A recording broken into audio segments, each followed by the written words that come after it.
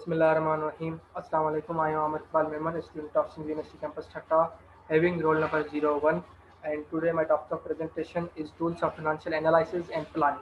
So this task was assigned by Sir Hassan Ali. Moving towards my contents that I have covered for presentation for today's topic that are financial statements and analysis. I did not cover the subtopics in these topics. We also will be covering their subtopics in the topics. So after this, we will be covering that financial ratios and cash flow statement and analysis, trend analysis. So without wasting time, moving towards that, what is the financial statement is. And first of all, we will be covering that what is balance sheet in the financial statement. So I am not going to read this definition. And first of all, I will introduce what is the financial statements actually. So any list of the assets and liabilities of company designed to show its financial health, profits or losses, and other variables. The three most financial statements are balance sheet, income statement, and cash flow analysis that we are going to cover today over here presentation. So first of all, what is balance sheet? So balance sheet is a financial statement that reports the assets, liabilities, and shareholders' equity of a company at a specific point in the time and provides a basis for computing profit margins and estimating its capital structure. So in our words, what will be the balance sheet? A balance sheet is the record of what company has and how it has come to have it. तो this is known is the balance sheet. A balance sheet is divided into two main sections. जैसे कि यहाँ पर मेरी slide में एक में mention किया हुआ है कि assets is equal to liabilities plus share holders. तो इसके नीचे इनके रिकॉर्डेड एंट्रीज का भी लिखा हुआ है कि cash, inventory, property will be in assets, and the rent, wages, utilities, taxes, loans will be in liabilities, and shareholder security में retained earnings होगा हमारे पास. There will be more transactions also, but I have mentioned these for our understanding. So without wasting time, moving towards that, what is income statement? So now we are watching income statement as an financial statement. So I am not going to read this definition. I am telling you in our words. So an annual or other quarterly report a publicly traded company publishes, giving information over a given period of time. तो ये क्या होता है कि the report contains information on the company's financial state. फिर उसमें most notably statements on revenue, expenses and earning, जिसमें हम mostly revenue, expenses and earnings को मेंशन करते हैं, जैसा कि मेरी स्लाइड में भी पिक्चर में मेंशन हुआ है. Moving towards that, what is cash flow statement? तो कैश फ्लो स्टेटमेंट में थ्री मेन कंपोनेंट्स होते हैं. उसमें क्या क्या होता है? ऑपरेटिंग एक्टिविटीज होती है, इन्वेस्टिंग एक्टिविटीज होती हैं और फाइनेंसिंग एक्टिविटीज होती हैं. और फिर हम क्या करते हैं उसमें? Statement that indicate all cash inflows and cash outflows. This is very much simple and clear definition to you guys that indicates all cash inflows and cash outflows. This is all. So cash outflows from all sources, what they have and what business activities are companies investment. तो उनके पास जो है और उनकी investment में जो है. अब हम जब इसको एनालाइज करेंगे तो फर्दर इसके बारे में जानेंगे. Moving towards our financial statement analysis. हम इन्हीं को बैलेंस शीट को एनालाइज कर रहे हैं कि भाई हाउ बैलेंस शीट प्रिपेयर्ड. तो इसका यहाँ पर आपके सामने एक एग्जांपल दिया हुआ है जिस तरह से ये बैलेंस शीट बनी हुई है. और ये हमने पहले ही कवर किया है कि बैलेंस शीट की टू साइड्स होती हैं, एसेट्स की और लायबिलिटीज और इक्विटी की. तो एसेट्स क्या होने चाहिए? हमारे लायबिलिटीज और इक्विटी को जब हम प्लस करेंगे तो वो एसेट्स के बराबर बनेंगी. तो जब आप देखेंगे कि यहाँ पर बैलेंस शीट हम बनाते हैं तो पहले क्या करते हैं, किसी कंपनी का या किसी ऑर्गेनाइजेशन का जिसका हम बना रहे होते हैं तो उसका नाम मेंशन करते हैं. फिर क्या करते हैं? बैलेंस शीट, इनकम स्टेटमेंट या कैश फ्लो बना रहे हैं तो वो मेंशन करते हैं. फिर क्या करेंगे कि डेट मेंशन करेंगे कि किस डेट की हमने बनाई हुई है. फिर क्या करेंगे? तो एसेट्स को मेंशन करेंगे. फिर करंट एसेट्स होंगे और हमारी प्रॉपर्टी और इक्विपमेंट और अदर एसेट्स होंगे.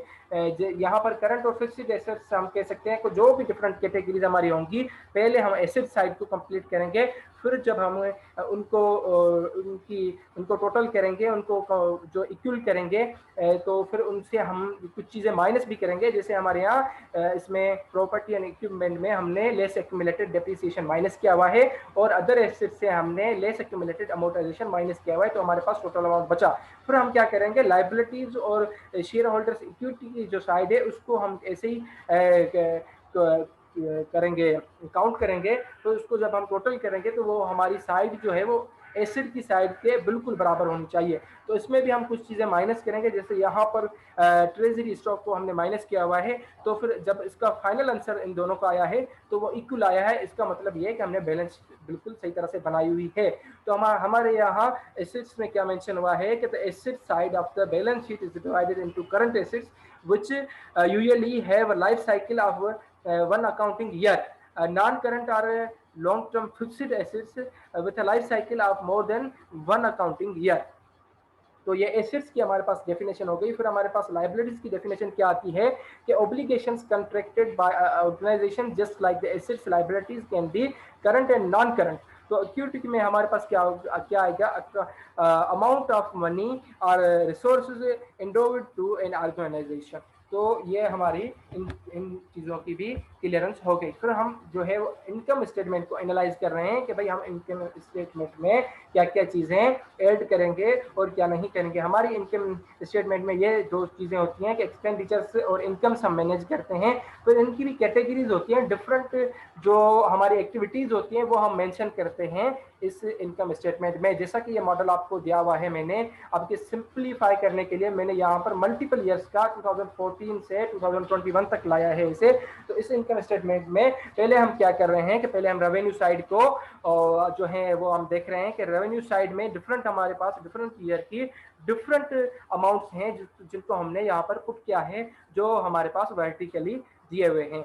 तो फिर उसमें कास्ट ऑफ गुड्स सोल्ड भी हमने किया हुआ है, फिर ग्रॉस प्रॉफिट हमें मिला, फिर हमने एक्सपेंस साइड को मेंशन किया, फिर हमने टोटल एक्सपेंसेस को मेंशन किया, फिर हमने अपनी अर्निंग देखी, अर्निंग बिफोर टैक्सेस देखी। फिर हम क्या करेंगे कि टैक्सेस को माइनस करेंगे हमारी अर्निंग से, फिर हमारे पास जो नेट अर्निंग्स बचेगी वो हमारी इनकम का जो है वो हमें बता देंगे कि भाई हमारे पास कितनी इनकम हुई है या कितना लॉस हुआ है।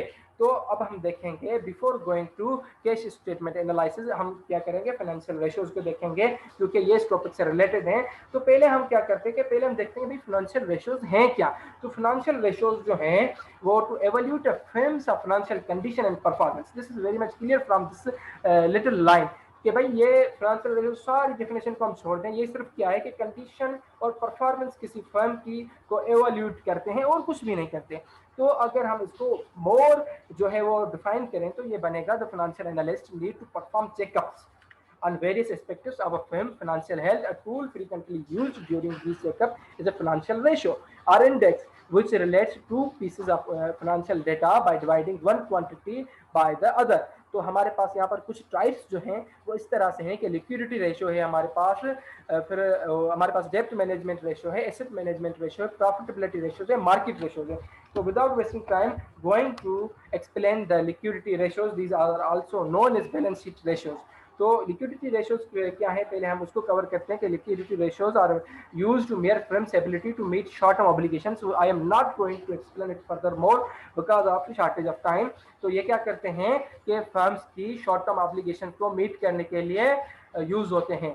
फिर क्या करते हैं कि शॉर्ट टर्म और करंट रिसोर्सेज जो होते हैं वो हमारे उस तरह हमारी लाइबिलिटीज से मीट करते हैं। तो इसमें हमारे पास टू टाइप्स होते हैं, करंट रेशियोज और क्विक रेशियोज। हमारे पास करंट रेशियो में क्या होता है कि the current ratio compares all of a company's current assets to this current liabilities. This is very much clear. तो क्विक रेशियो में क्या होता है कि the quick ratio measures company's capacity to pay its current liabilities without needing to sell its inventory or obtain additional financing. तो हमारे पास वो क्या करती है कि कंपनी को करंट एसेट्स को करंट लाइबिलिटीज को कंपेयर करके आपस में, और क्विक रेशियो में हम क्या करते हैं कि विदाउट सेलिंग हमें जो है वो हमारी इन्वेंट्री एसेट्स वगैरह सेल नहीं करने होते, हम ऐसी कंपनी की लिक्विडिटी मेयर करते हैं कि हम किस तरह से हमारी लाइबिलिटीज को पे करेंगे। तो हमारे लिक्विडिटी रेशियोज के जो फार्मूलाज है और उसको सॉल्व करने के लिए मैंने एग्जांपल्स यहाँ पर दिए हुए हैं कि यहाँ पर 3 कंपनी के एग्जांपल से आपके करंट रेशियो को मेयर करेंगे, current assets and current liabilities है एप्पल के, वॉलनट के और कॉस्टको के। तो इसका फार्मूला क्या होगा कि simply current assets divided by current liabilities. तो हम क्या करेंगे, current ratio is equal to current assets divided by current liabilities. तो हमारे पास जो आंसर आएगा वो करंट रेशियो हमारा होगा, जैसे कि यहाँ पर स्लाइड में मेंशन हुआ है कि भाई एप्पल का जो है 1.28 है और वॉलनट का जो है 0.81 है और कॉस्टको का जो है वो 0.99 है। तो फिर हम देखेंगे क्विक रेशियो। यहाँ पर मैंने इसका एग्जांपल इसलिए पुट नहीं किया कि due to shortage of time तो क्विक रेशियो का हमारे पास जो फार्मूला है वो current assets minus inventory divided by current liabilities. अगर हम देखेंगे कि क्विक रेशियो हमारे पास यहाँ पर अगर करंट एसेट्स को हम अगर करें 4 लाख हैं और इन्वेंट्री को हम करें 2 लाख हैं, तो 4 में से 2 माइनस करेंगे, फिर करंट लायबिलिटीज जो हमारी होंगी उसको फॉर एग्जांपल हम 1 रख के डिवाइड कर देंगे, तो जो हमारा आंसर आएगा वो क्विक रेशियो का आंसर होगा। फिर हम देख रहे हैं कि डेब्ट मैनेजमेंट रेशियो। अब हम डेब्ट मैनेजमेंट रेशियो को किस तरह से देखेंगे कि डेब्ट management ratio Myers how much of a companies operations come from डेब्ट instead of other forms of financing such as stock or personal savings. The debt management is one of mere among many of the company's risk and likelihood of default. तो ये इस तरह से होता है कि इसमें भी 2 टाइप्स हैं हमारे, डेब्ट रेशियो है और डेब्ट टू इक्विटी रेशियो है। तो डेब्ट रेशियो में जो चीज़ें होती हैं ये हम उसके फार्मूले से ही देखेंगे, तो हमारी उसकी डेफिनेशन वहाँ फार्मूले से ही कवर हो जाएगी। तो डेब्ट मैनेजमेंट रेशियो हमारे पास क्या है कि डेब्ट ratio is equal to total डेब्ट डिवाइडेड बाय टोटल एसेट्स। तो यहाँ पर अगर हम इसको देखेंगे तो हमें पता चल जाएगा। फिर हम अगर इसकी दूसरी साइड को देखेंगे कि डेब्ट इक्विटी रेशियो को हम कैसे मेयर करेंगे, वो हम ऐसे मेयर करेंगे कि डेब्ट equity ratio is equal to total डेब्ट डिवाइडेड बाय टोटल इक्विटी। तो उसका जो आंसर आ जाएगा वो हमारे पास हमारा डेब्ट टू इक्विटी रेशियो होगा। ये वेरी सिंपल है, इसलिए मैंने यहाँ पर उनके एग्जांपल्स को जो है वो नहीं किया, बिकॉज ये मोर टाइम कंज्यूमिंग हो जाता सेशन, इसलिए मैंने इसको शॉर्ट करने के लिए ऐसा किया। अब हम करेंगे cash flow analysis. Cash flow statement को हम एनालाइज कर रहे हैं, तो उसमें 3 एक्टिविटीज होती हैं, जैसे कि मैंने पहले ही आपको बताया कि ऑपरेशन होती है, इन्वेस्टिंग और फाइनेंसिंग होती है। जैसे यहाँ पर आपको एक एग्जांपल दिया हुआ है स्लाइड के सामने, तो ये इसमें हमने 3 एक्टिविटीज को मेंशन किया हुआ है कि ऑपरेटिंग एक्टिविटीज, फिर इन्वेस्टिंग एक्टिविटीज, फिर फाइनेंसिंग एक्टिविटीज। इन तीनों को मेंशन जब हम करेंगे तो हमारी कैश फ्लो स्टेटमेंट एनालिसिस बनेगी। तो मैंने जब इसकी डेफिनेशन कवर की तो मैंने यही आपको कहा कि भाई ये क्या करती है कि कैश इनफ्लोज, हमारे कैश आउटफ्लोज जो होते हैं उनको मेंशन करती है। तो जब हम कैश इनफ्लोज का लेते हैं तो कैश जो हमारे पास आ रही होती है और कैश आउटफ्लोज जो हम कैश बाहर दे रहे होते हैं, तो ये सारी चीज़ों को मेंशन करती हैं और जो ये आपके सामने हैं। और हम इसमें क्या करेंगे, जब हमारा ये टोटल अमाउंट हमें इससे मिलेगा तो हम क्या करेंगे, बिगिनिंग ऑफ द ईयर जो अमाउंट बनेगा वो हमारा साल की शुरुआत में, मतलब ये कि फॉर एग्जांपल 2020 में जो हमारे पास अमाउंट बचा था वो हम 2021 में जो ऐड करेंगे तो हमारा beginning of the year amount होगा। फिर end of the year amount वो होगा जो हमारा इस साल का अमाउंट में हम बिगिनिंग ऑफ द ईयर का अमाउंट भी प्लस करेंगे। तो ये हमारी बन जाएगी कैश फ्लो स्टेटमेंट एनालिसिस। तो अब क्या है, लास्ट जो हमारा है वो ट्रेंड एनालिसिस है। Not going to read this definition. हमारे पास मैंने ये बेनिफिट्स ऑफ ट्रेंड एनालिसिस को मेंशन किया हुआ है स्लाइड में। तो बेनिफिट्स क्या है कि भाई ये facilitates comparison, measuring financial performance, understanding liquidity position, measuring profitability positions. These are the benefits of trend analysis. कि भाई अगर हम उसे अपनी जो लैंग्वेज में कवर कर रहे हैं, the analysis of financial ratio by comparing it to the same ratio in previous years. For instance a person में कंपेयर, जो हमारा हम इसको कंपेयर करेंगे कि भाई हमारी कंपनी जो थी वो 2015 और 16 में क्या कैसे जो रन कर रही थी, फिर हमारी जो कंपनी थी वो 2017 और 18 में कैसे रन कर रही थी। तो इनको हम जब एनालाइज करेंगे तो हमारा ये ट्रेंड एनालिसिस बनेगा। किस तरह से हम एनालाइज करेंगे, तो ये एग्जांपल है आपके सामने जिससे हम एनालाइज करेंगे। तो यहाँ पर एबीसी शेयर प्राइस की एनालिसिस हमने की हुई है, जिस कंपनी के हमने एनालिसिस की है उसका नाम एबीसी है। तो यहाँ पर 2 इयर्स को हमने पिकअप किया है कि 2015 और 2014 को पिकअप किया है। तो ये मंथली वाइज हमने किए, जनवरी, फरवरी, मार्च, अप्रैल, मई, जून एंड जुलाई। तो इसमें हमने जो इनके शेयर प्राइसेस को मेंशन किया है कि $10, $15, $20, $25, $30, $35, इस तरह से 55 तक हम चले गए। अब यहाँ पर रेड लाइन जो है वो 2050 की है और जो ब्लू लाइन है वो 2014 की है।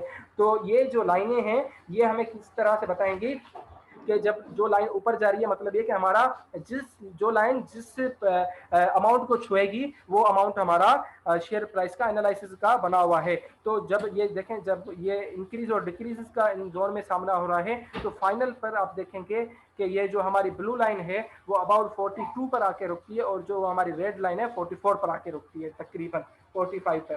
तो this is all about my today's presentation. Thank you so much guys, good luck, अल्लाह हाफिज़।